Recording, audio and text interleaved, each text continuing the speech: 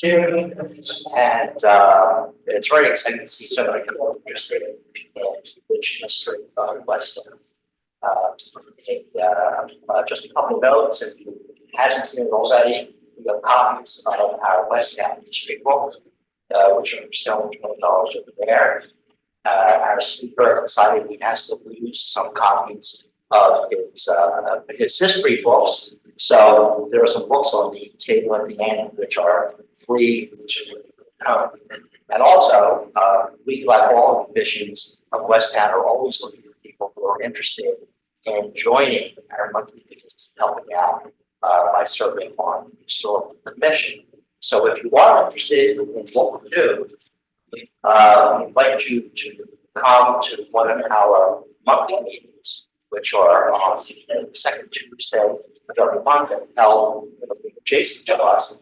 You can just stop and listen to what we're doing, make your comments, ask questions, and find out what we're actually trying to accomplish. So we have information on the table about that as well.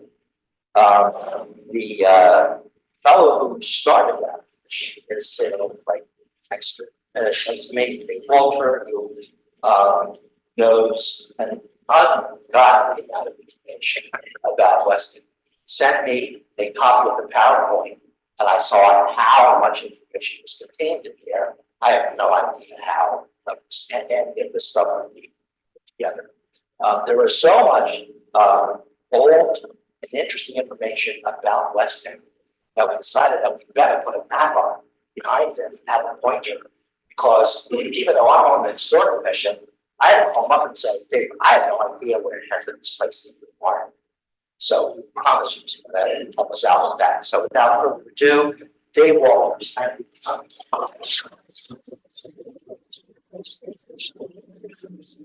Thank you, Steve. As you can see from the title, this is a brief history of Westtown Township. The township was established in 1685, second oldest township in Chester County, which used to include Delaware County. It is a brief history, but all the stories that I briefly discussed here are contained in the history book. Plus, there's a lot more stories in that history book that we don't have time to go over this morning. So without further ado, let's see if this works.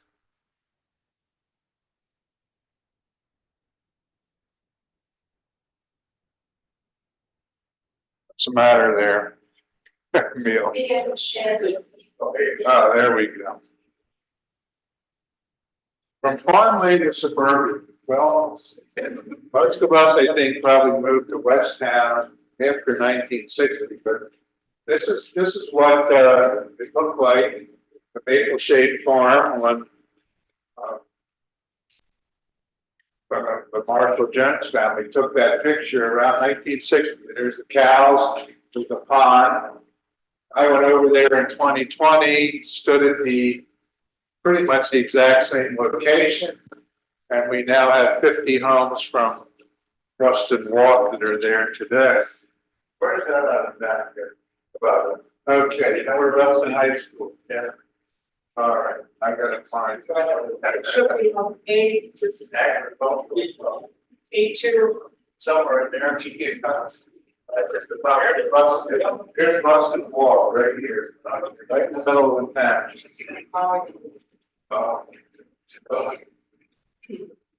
Oops.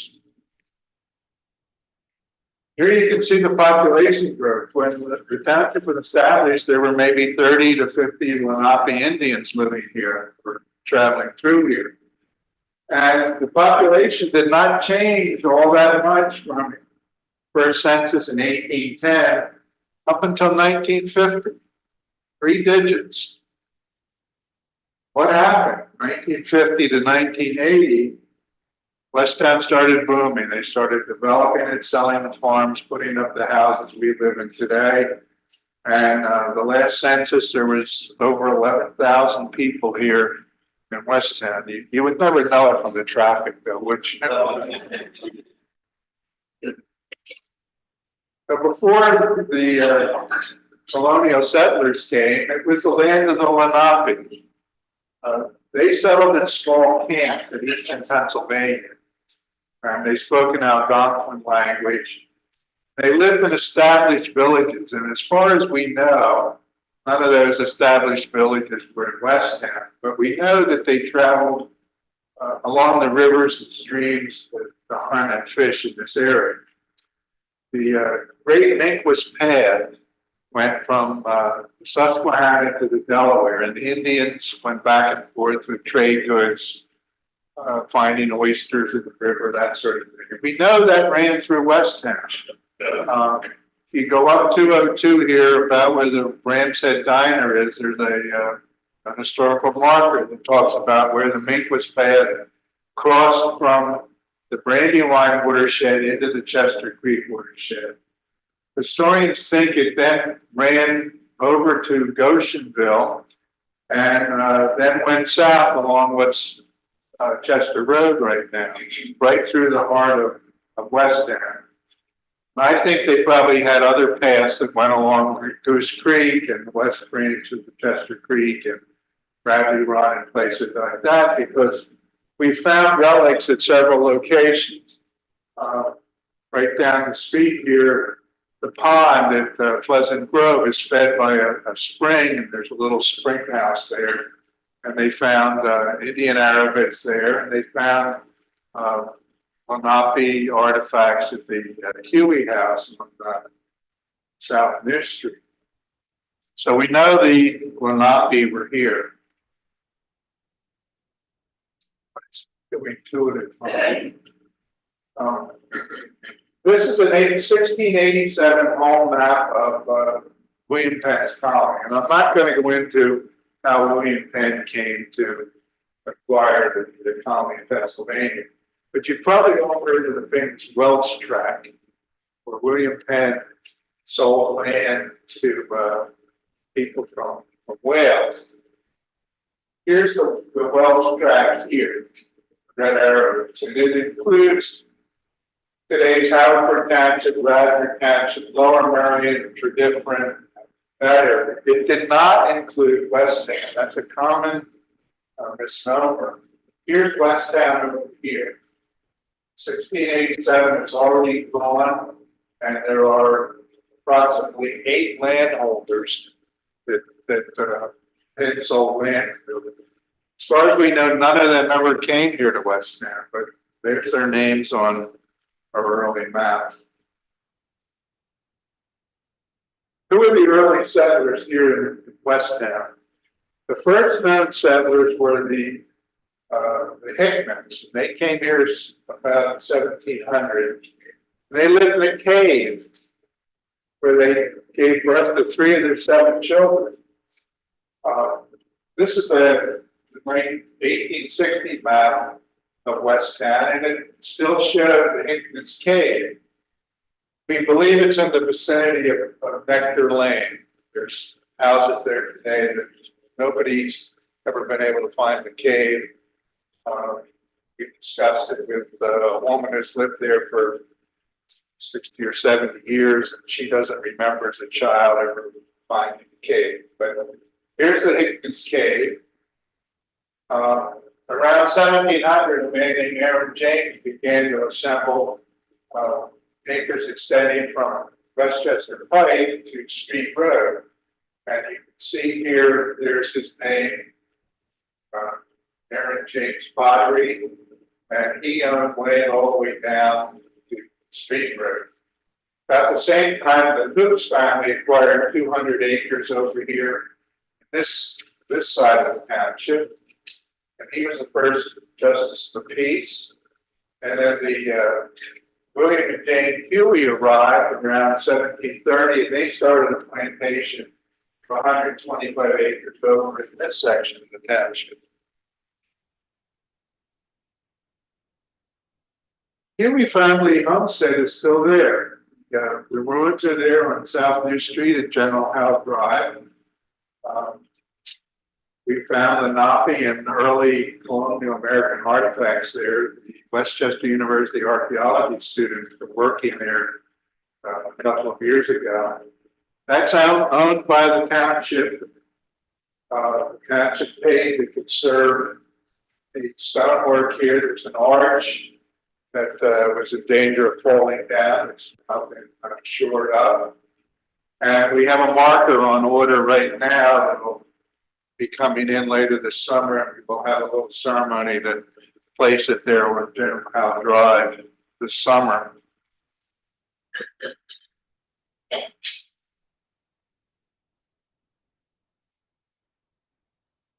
Early settler were the Taylors.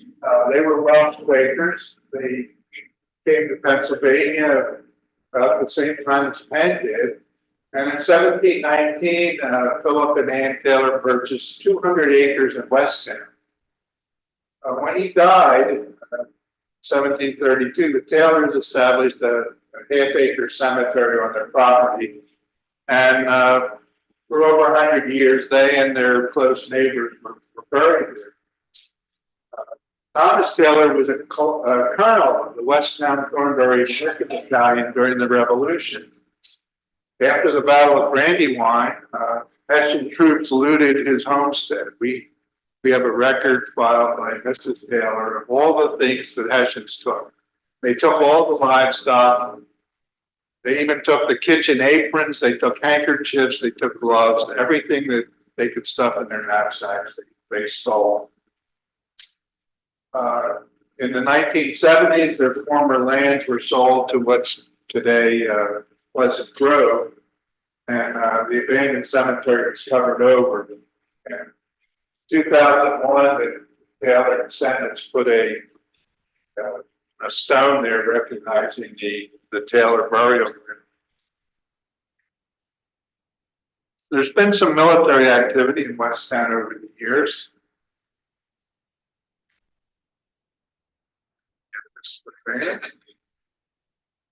Battle of Brandywine, 9/11/1777. Ground forces under Howe and Cornwallis came around on the flank of the Continental Army. They paused up here, Osborne Hill, to catch their breath, brew some tea, do some reconnaissance. At about 4 o'clock in the afternoon, they swept forward against the Continental forces that are over here towards Sandy Hollow. And you can see here, this is Westtown where the exit is. This is today's western end of Gray Gully Farm. And the British Light Infantry and the Hessian Jaegers swept across Gray Gully Farm, across what was Street Road, and attacked the Continental troops.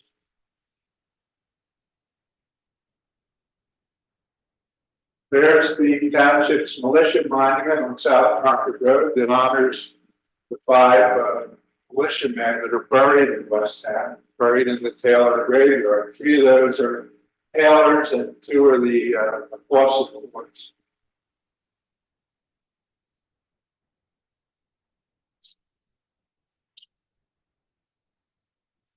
If anybody wants to visit that that spot, it's kind of hard to find. Well, it's on the township's pump station property, right off South Concord Road, before you hit the Street Road. There's a driveway you can pull in there and park. It's not a problem. When we come to the Civil War, we know that several dozen Westtown men joined the Union Army. One was Jesse Nilsson. He was a Quaker carpenter, fighting Quaker. He rose to the rank of Major Union Army.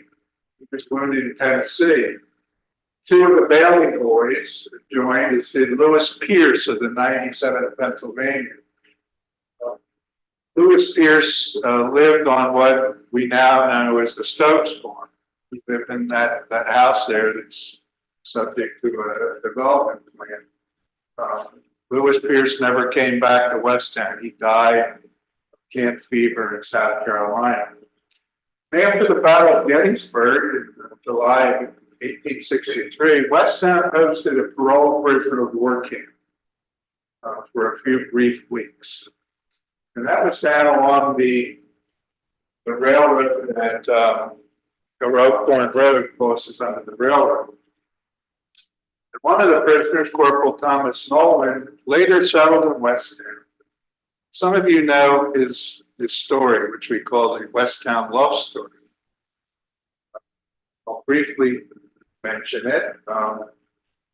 Thomas Nolan was born in Ireland in 1832. We don't know exactly when he came to the United States as a young man. But in 1861, he was in Steubenville, Ohio. The war comes along. He's going to support his brand new country, and he joins the 25th Ohio Infantry Regiment. They do a lot of fighting down in Virginia.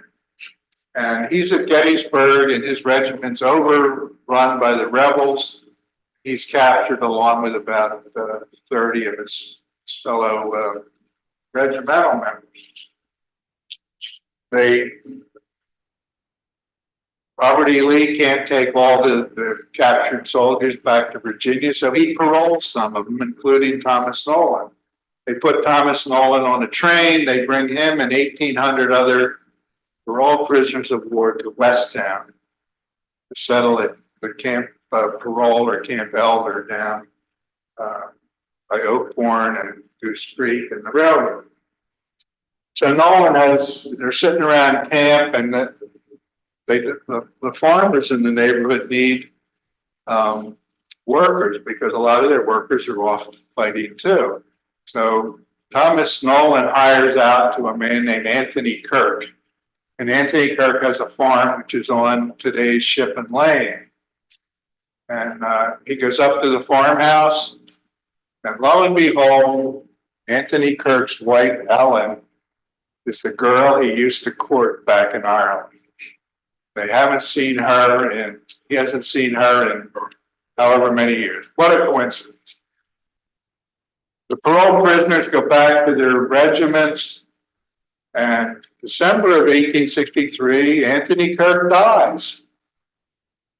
The widow, Ellen, gets in touch with Thomas Nolan, says, hey, I'm free. He decides he's not going to re-enlist along with some of the other fellows, and he comes back to Westtown. He marries her. They have 4 children, and he died here in 1885, a respected member of the community. Good Hollywood script. We also have the Civil War legends of Isaac Winters. Isaac Winters was a black man who lived in West Goshen along Little Shiloh Road, and he was a member of the 43rd U.S. Colored Troops. He was a laborer, and he was sexton at Shiloh AME Church for about 60 years. But at the end of the war, soldiers were allowed to purchase their weapons to take home for hunting or whatever they wanted. For some reason, he bought his weapons, and he took them home, and years ago, they were found in a closet at the Forsyth House in West Goshen, and I believe he probably worked as a laborer there, and these arms were found, and they're now in the private collection of a collector out in Gettysburg. But we know they're his because they have his initials on the stock. It has his regiment and everything else. And I understand for a short time they were on display at the Constitution Museum in Philadelphia. He died in 1911, and he was buried in Shiloh AME Church along with 14 of his fellow black veterans. Let's talk about some of the significant homes. Twaddle Jones Maple Shade Farm, that's the farm we used in that picture with the cows. Edward Twidell was raising horses and mules along Shiloh Road. And in 1913, Marshall Jones moved from Upper Darby and began raising dairy cows and potatoes here. During World War II, they brought German prisoners of war out from Fort Mifflin in Philadelphia. And they worked on the farm every day and were given a nice hot meal by Mrs. Jones. And for several years afterwards, they were in contact with some of the German prisoners who went back home to Germany after the war. As most of us know, in 2003, the school district took the farm and built Bayer Rustin High School, which opened in 2006. And eventually they sold off the excess land to develop those Rustin Walk homes. Here's one of the last working farms still in Westtown, Winter Farm. The barn has an 1864 base photo thanks to Jimmy Farrell. For 200 years, the Hoops family, and 100 years now, the Stratton and Stanton family have owned this property.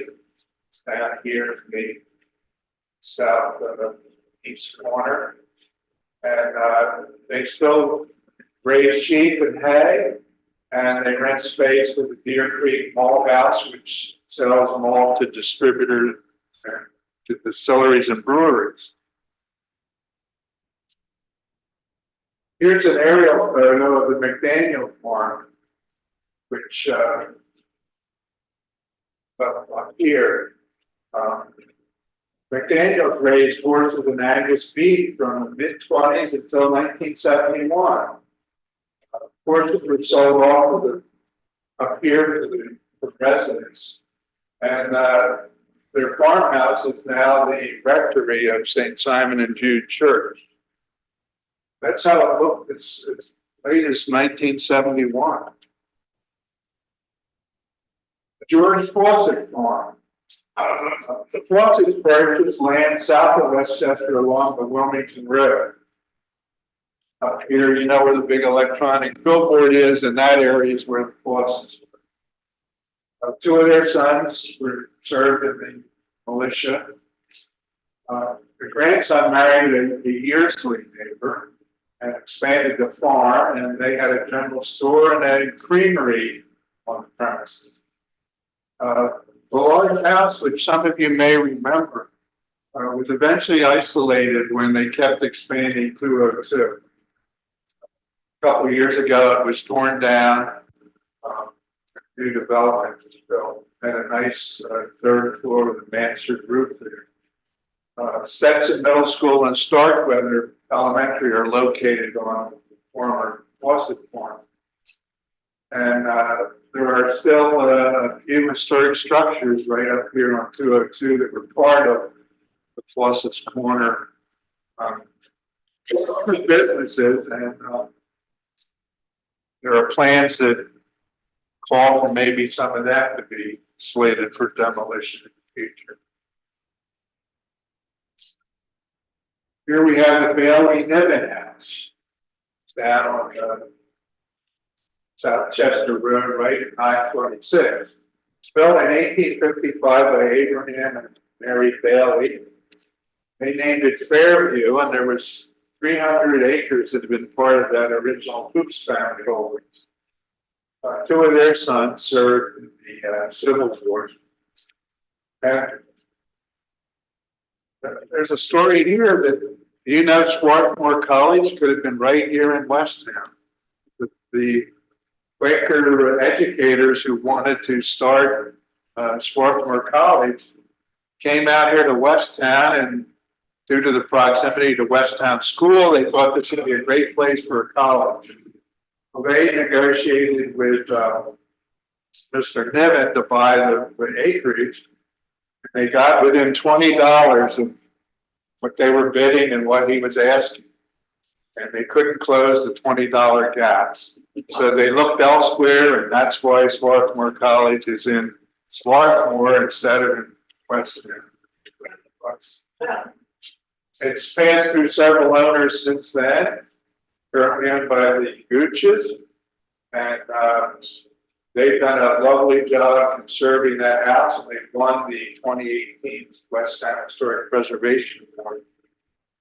I believe there's still, in addition to the house, there's several other tenant houses in the area and a barn that are still lived in by residents. So this is probably the most intact of all the farms we have here.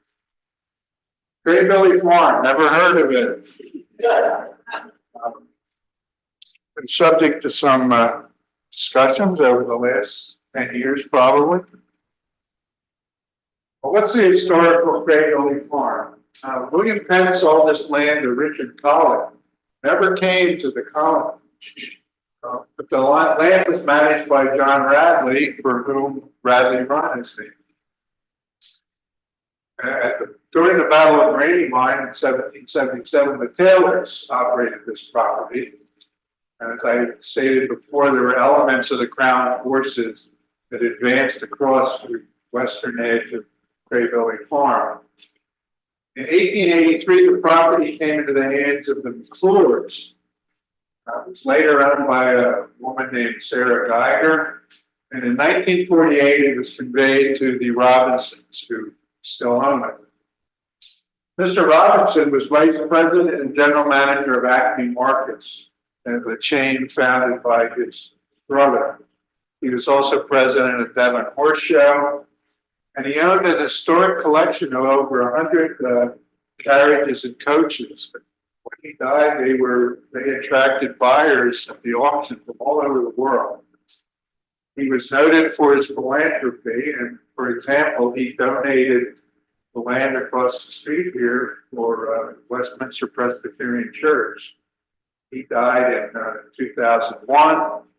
And as we know, a number of development proposals have failed, and Westtown is now in the process of acquiring 200 acres at Great Billy Farm for a passive recreational park. Here's our crown jewel of Westtown Township, Oakmore, home of James and Heloise Smith. This was the summer country home of these prominent Philadelphia 1%ers. You can imagine in the summer in the city when you didn't have cars and you had horse manure up to your knees along the sewage infested Delaware River, you wanted to get away into the country. The Smiths had the money and the wherewithal to do that. So it was originally called Belmont, and it became Osborne, Oakborne. It became a convalescent home for women, and now it's the township treasurer. John Holm of Philadelphia Industrialist created Belmont in 1857. He built the original 2.5-story gray granite Italianate farmhouse. In 1882, James Smith, who was a shipping heir and a lawyer, his wealthy wife, Heloise Drexel Smith, came, and they changed the name to Oakmore because of the oak trees on the property. His wife, Heloise, was sister of noted financier Anthony J. Drexel. Helped finance the Civil War and founded Drexel University. And she was aunt to the first American-born Roman Catholic saint, Saint Catherine Drexel. So the Smiths hired a young architect from Westchester called Roney Williamson to enlarge and renovate the farmhouse. And he changed it into a high Victorian Queen Anne Revival style mansion.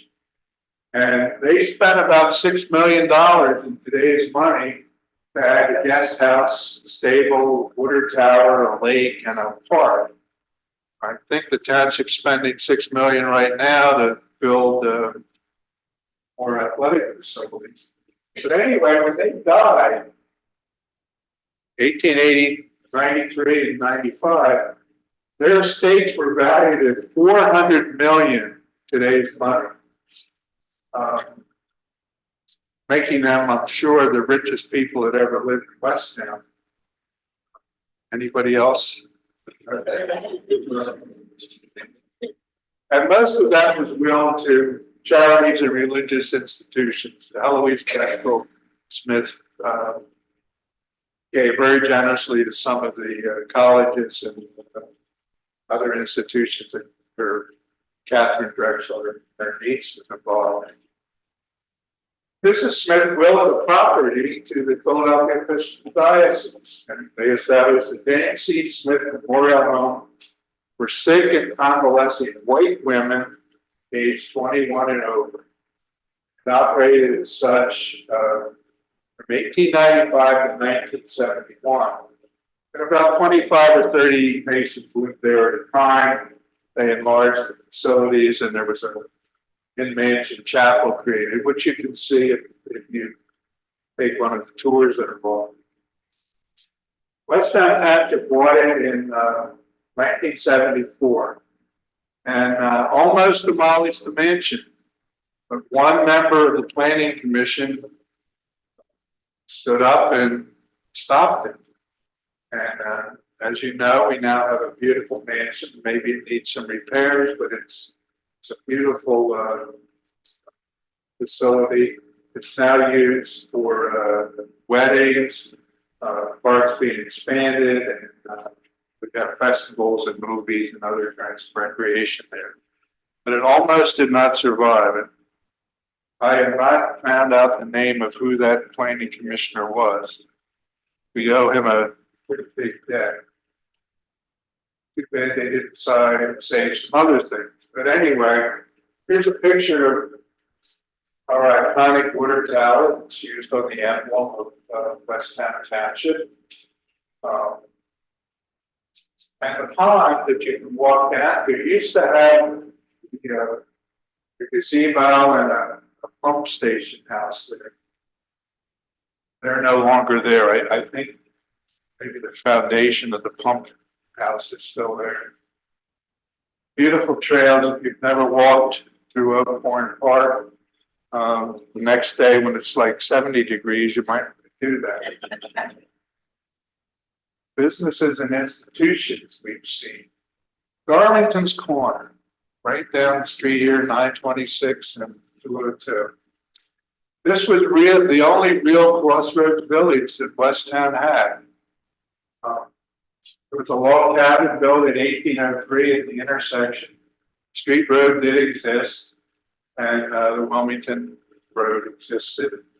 And in 1823, Thomas Darlington built a serpentine stone structure at the site, and he opened it as a drover's inn.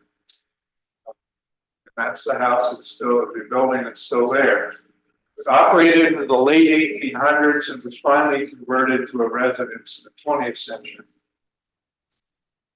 Over the years, there's been a lot of different businesses at Darlington's Corner. There was a clockmaking shop, cotton factory, Britain's General Store, blacksmith, and a wheelwright. And this is a picture of a blacksmith shop that I believe used to stand where the gas station is.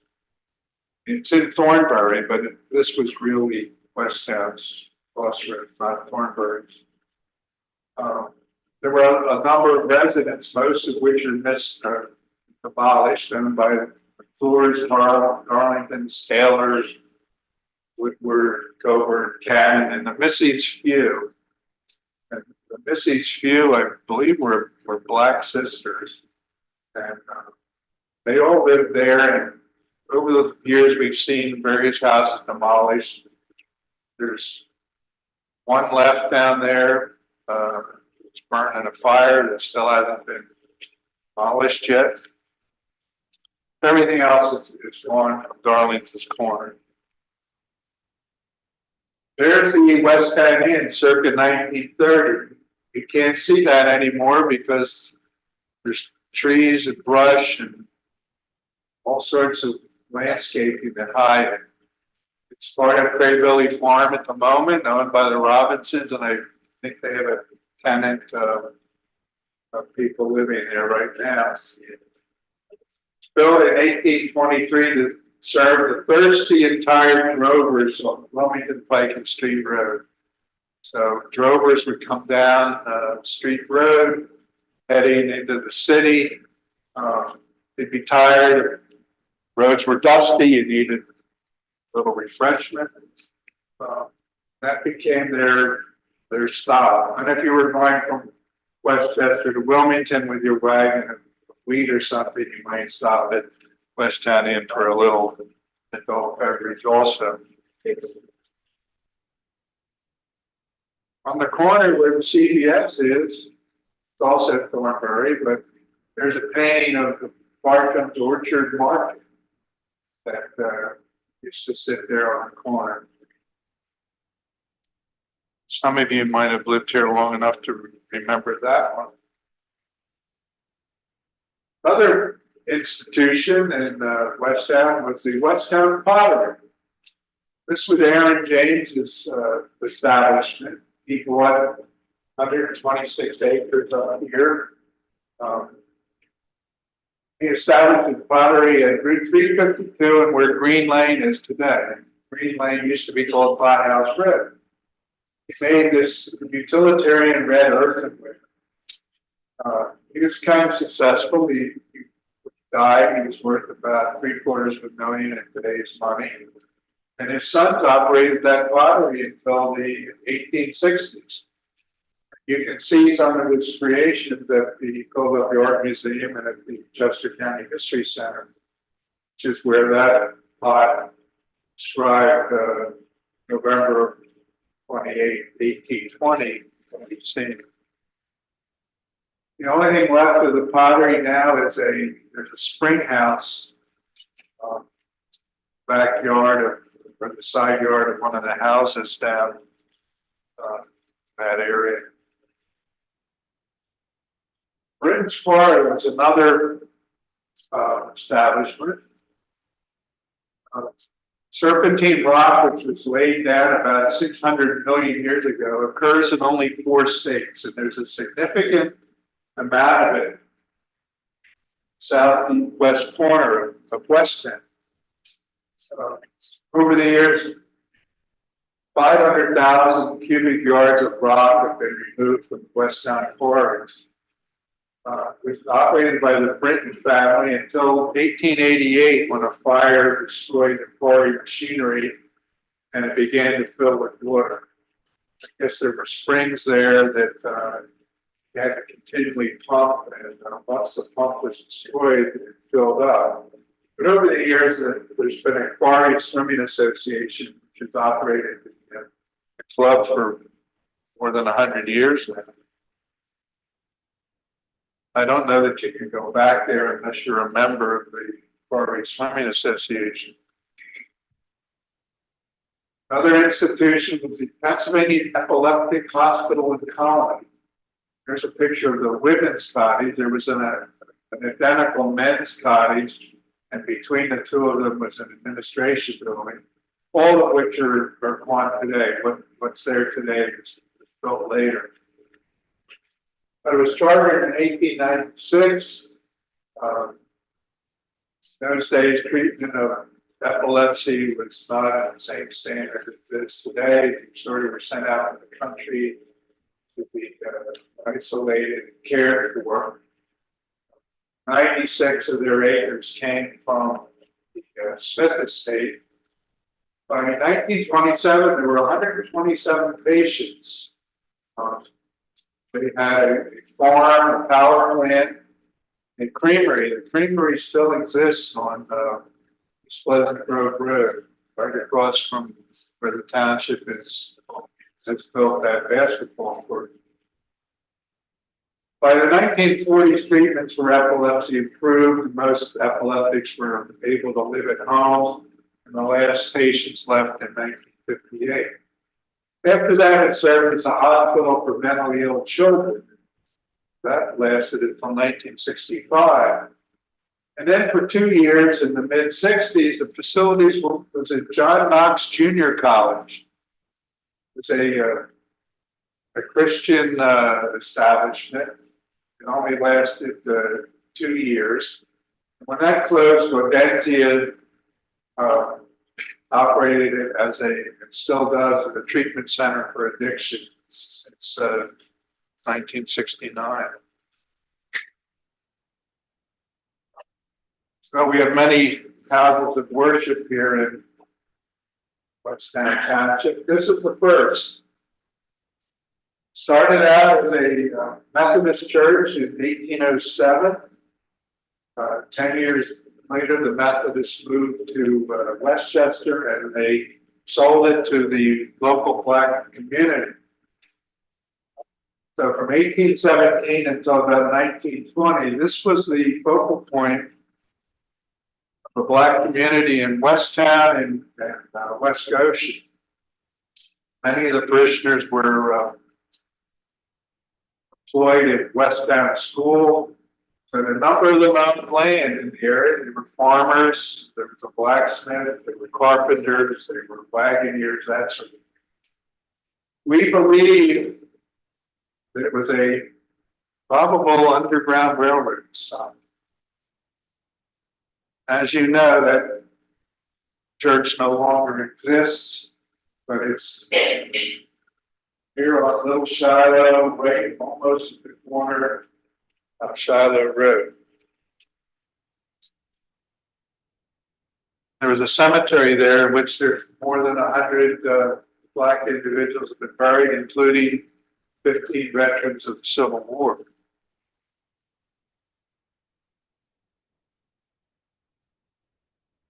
Two other churches, Westtown Friends, the meeting house there on the school property was built, I think, about 1920. So that's not, oh, it's more than 100 years old now, but the school was founded in 1799, so that wasn't the original meeting house.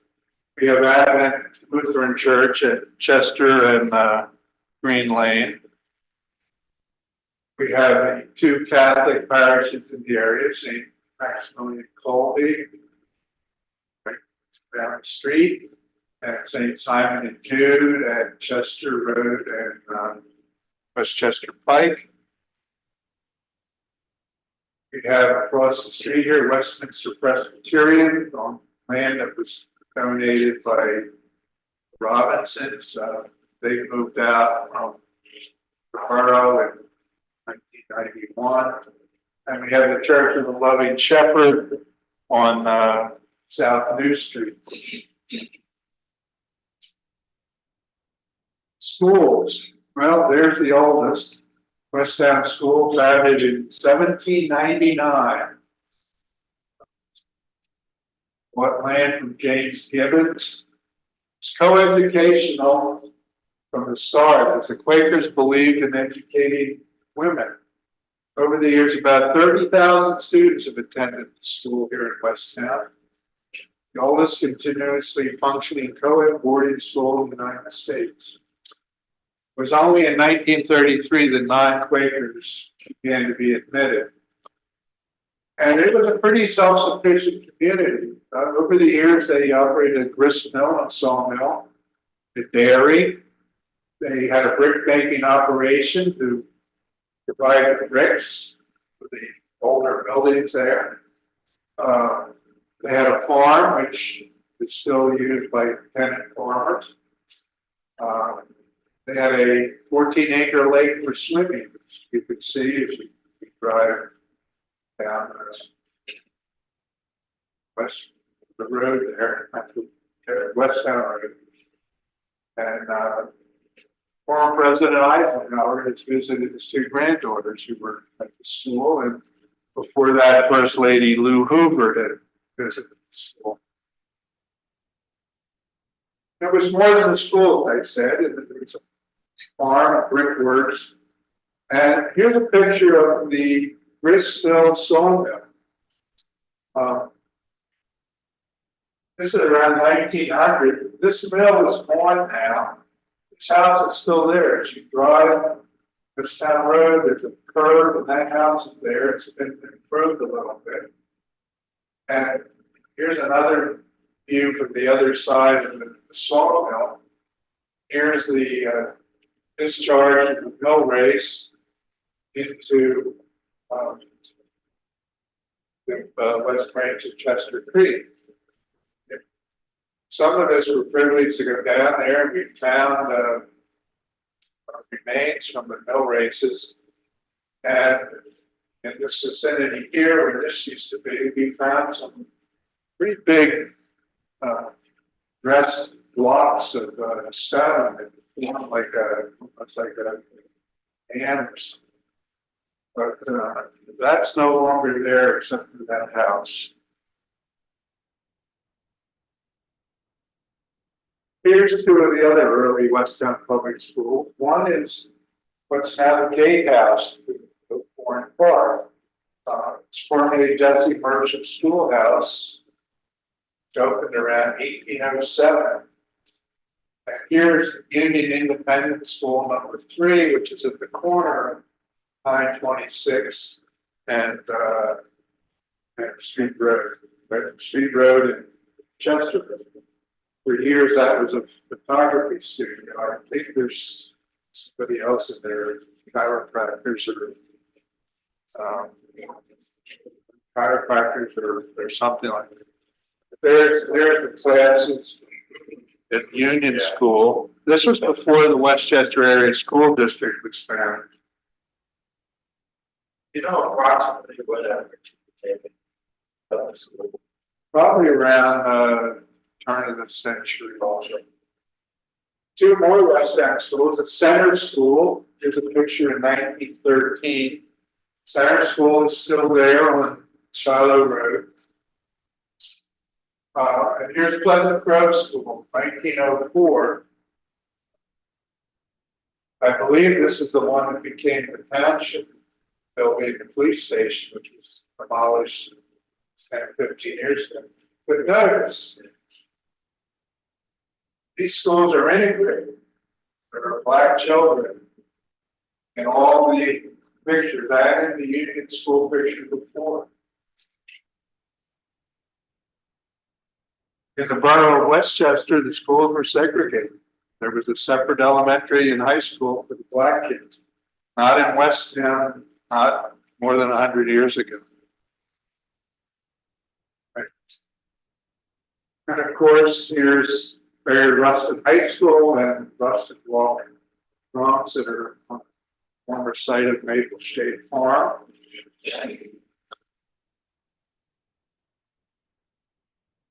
And lastly, we come to transportation. Believe it or not, that's 202. Quieter times. It was an Indian trail, became a wagon road. The wheat that was grown in this area was world famous. It was shipped to the port of Wilmington and sent to the Caribbean and to Europe. It's very good wheat. It's called Brandywine Fine. It's one of the first trademarks in the United States.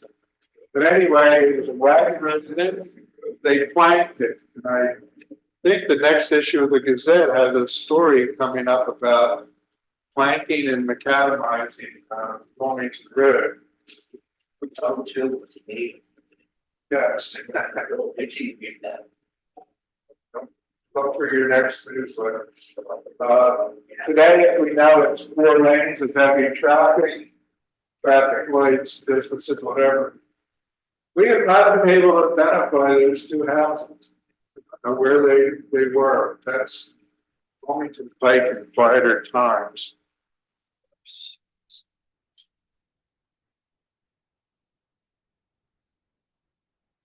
Then we had the railroad.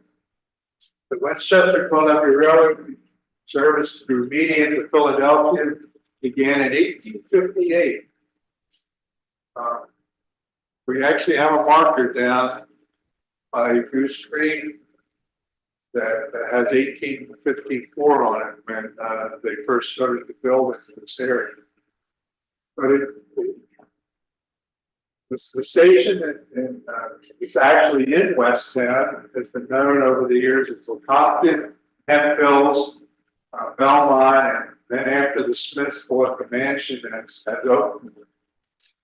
The railroad was electrified in 1928 after it came under control of the Pennsylvania Railroad.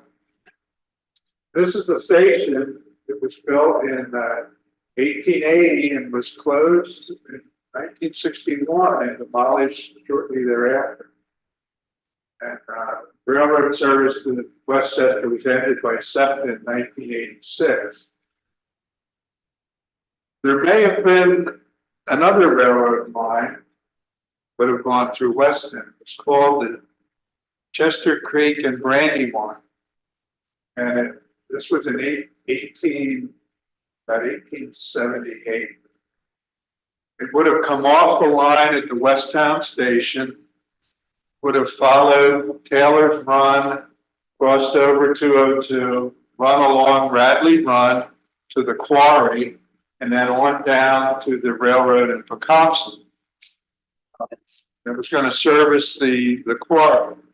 It was never built, but you can still see in the backyard of one of the houses on Westbourne Road where they built part of the embankment, and it's still there.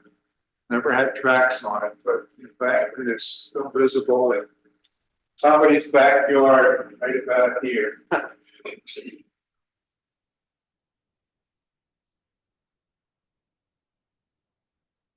Here's another picture of the Oakbourne station showing Ellen Speakner, who was the postmistress from 1883 to 1928. The Westtown Post Office used to be an Oakbourne station. And they lived here on the second floor of the station. Here's before it was electrified, there's a picture of, see the steam engine stopped at the station. I wish we had a clearer photo of that, because I love trains. Now on Sunday, you may hear whistles down there because there's an excursion train that's been operating since 1997. Here's a picture of the train crossing Goose Creek in Oakbourne Park. Every Sunday during the summer, there's a picnic train, there's Easter Bunny trains, there's Santa trains, or whatever. So the line is still in use. If you're walking along there, just be careful. We had a trolley line too. The Red Arrow trolley line was operated by the Philadelphia Westchester Traction alongside Westchester Pike from 1898 until 1954. State Highway Commission decided to enlarge Westchester Pike. Decided there wasn't room for the trolley anymore, and the trolley line was abandoned. Here's a photo taken in 1948 near Manley Road, in front of where Marketplace Square is and the Tesla dealership. Again, there might have been another trolley line. The president of the Red Arrow was a man named Merritt Taylor. He was an alumni of Westtown School. And he thought it would be a great idea to run a trolley line from basically along what's now Green Lane and Johnny's Way cross country into Westtown School. The caveat that Westtown School paid for this trolley line. And, they decided they weren't going to spend that kind of money to run a trolley because their students came out on the train. They were already close enough to the school. So the trolley line was never built, but we almost had a trolley line running along Johnny's Way. Last, off we go, picking up the airmail in 1935, right across the street. At Fawcett Hill on the present site of Starkweather School, there was a landing strip where one of our old-time residents says she remembers U.S. airmail planes coming down and hooking bags of mail. I don't think the service lasted long. We also had an airport on the Taylor's farm where Pleasant Grove is today. He had a grass landing strip there. So we've had every kind of transportation here, I guess, except spaceships, but they're coming. Yeah. So that's a brief history of Westtown Township. I took almost an hour. Like I said, all these stories are in that book and more. And from my personal collection, there's free history books back there for anybody who wants them. But is there any questions that we can try to answer? I'm not the only expert. There's other people here with knowledge. Exactly, located before the train station, was it by the train bridge? Yep. If you look closely, especially in the winter, you can still see a flat area where the entrance to the off of Oakhorn Road ran back to it. It's a flat area. We've had John Hoppy, who used to be on the Historic Commission, went out there with a metal detector at one point, and he actually found a letter opener and some other things that were probably from the post office. And back in the woods, there's a beautiful retaining wall that the Pennsylvania Railroad built in 1885 or something. It's still there, covered with vines and everything. That's where it was. Sir. The present one, I believe it was 1881. There's lots of photographs floating around. Before there was a bridge there, Street Road crossed at grade, and there's pictures of carriages waiting for the train, and that was the milk stop. As you saw, there were a lot of dairy farms in Westtown. There was a morning milk train, and the farmers would take their cans of milk to Westtown, load them on the milk train. They'd go into the city. Empty cans would come back. They'd pick up in the afternoon. Westchester Pike in those days was, it took you all day to get into the city. Probably still does. The train got there in about an hour. Other questions? Do you are you able to go back to early surveying records of the township, surveys?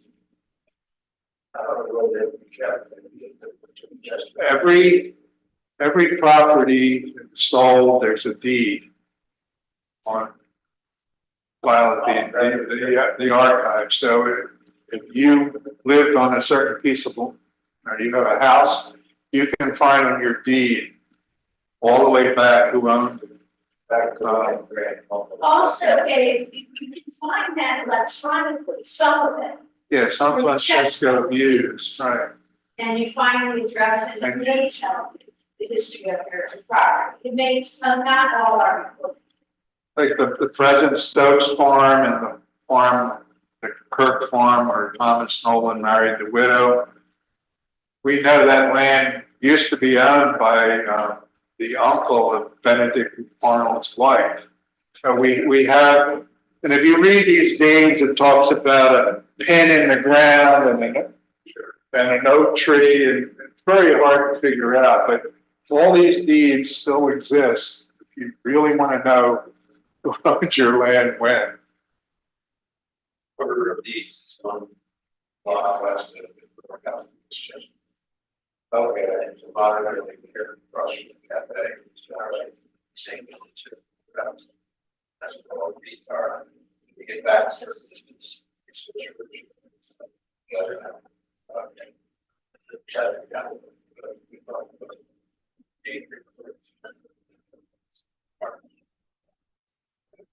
Dave, I have a question.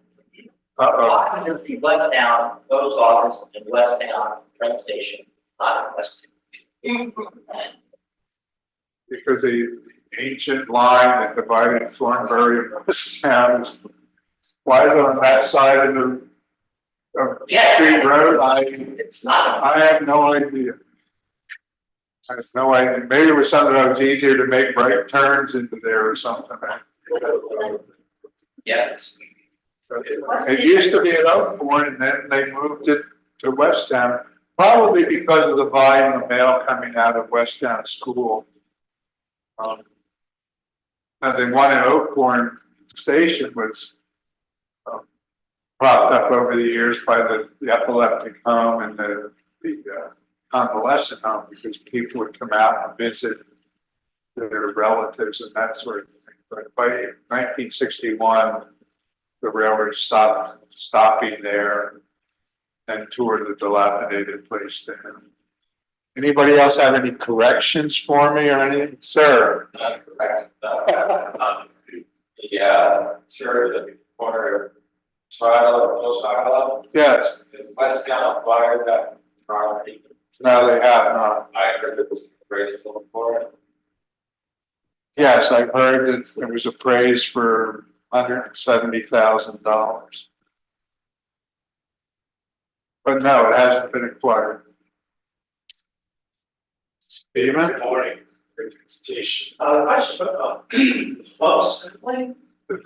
Did you mention that they sat in your home where they first settled in Westtown? So they connected with the grand close and that way the fall of Westchester. I think all these families are connected. If you look back, in those days, families had a dozen kids. A couple of them were going to die. So you have a couple generations of 10, 12 kids marrying, having 10, 12 kids. After a while, all the Hoops, all the Darlingtons, all the Taylors, the Yearsleys are all interrelated. You go over to Birmingham Cemetery, you probably, your genealogist can figure out who's related to who. But when you only had, until 1950, 700, 800, 900 people living here, everybody was marrying the girl next door. And, you know, they knew their cousins and they had friends and they all, you did what you could. The Hickman case, has, artifacts, a chair. I don't know if anybody's aware, and some, shards, dishes and stuff like that, that used to be on display at the history center. And it was very interesting, the chair was amazing, but I think it's, we were there for the exhibit of the 26th cavalry covered troops. Yeah. And I spoke to the gal there and she said it's probably in the basement somewhere, which is a shame, but it's very interesting because it. We'll have to- The cave, We'll have to check that out. yeah, Connor Hepp, the Yeah. president over there. A lot of stuff has disappeared there. Like they had, when General Galusha Pennypacker died, his family donated his uniform, his sword, his saddle, and whatever. The saddle has disappeared. Nobody knows what happened to it. Things walk off from museums all the time, especially back before you had electronic security measures and everything. That would be very interesting to find a chair from the cave, because the Bartram descendant who lives there now, as I said, grew up in that area. They looked for the cave and they could never find it. So it was probably collapsed or filled in, but it wasn't where that Nectar Lane development runs off next to the Bartram property. Anything else? Great. Well, grab books, sign up, buy books. We'll see you, what's the next lecture in October? Is it about the mansion or something? I'm gonna ask about the trial. September. There's a Facebook page, Facebook group for the trial. So interesting trial, but you can see what's the question. Right, we're there, so for leisure, again, we're for our talks, for you guys are great in the summer, and in the fall, we'll have two more, that's, that will be nice. We hope to see you all, and we're going to forgive you that, second April.